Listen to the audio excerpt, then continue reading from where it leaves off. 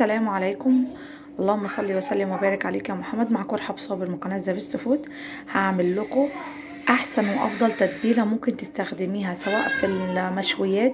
ممكن مش تتبيله، سوري، توابل تستخدميها للمشويات، تستخدميها بقى في الطبيخ، حلوه جدا.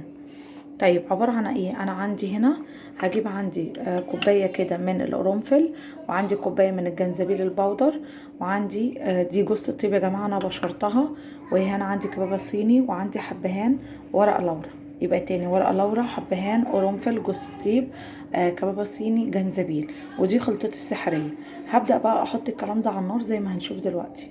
الخلطة دي معاكي يا جماعة ممكن تقعد من السنة للسنة.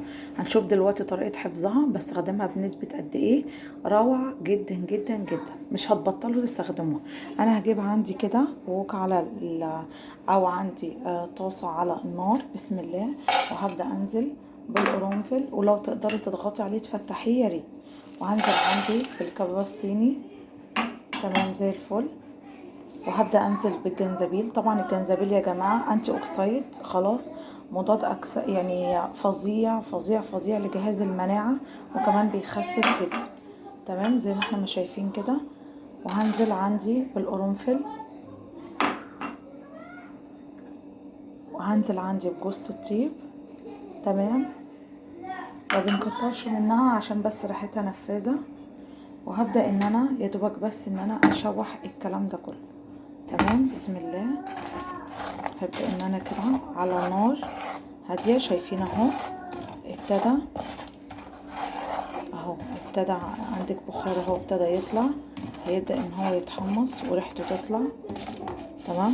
مجرد بس ان هو يتحمص وريحته تطلع كده هنشوف هنعمل ايه. انا بس مش هقعده على النار كتير يا جماعة، انا مجرد بس كده ان كله يمتزج مع بعض اهو.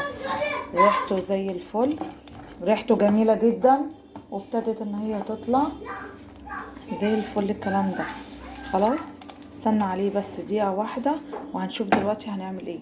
الريحة روعة يا جماعة، مش قادرة اقول لكم. انا شايفين طبعا الدخان اللي طالع. انا هبدأ دلوقتي بقى، هسيبه يهدى بس شوية، وهحط معاه ورق لورا. هبدأ ان انا اضربه عندي في المطحنة بتاعة الخلاط، تمام. مطحنه عندي في المطحنة بتاعة الخلاط لحد ما يبقى بودر زي ما هنشوف دلوقتي.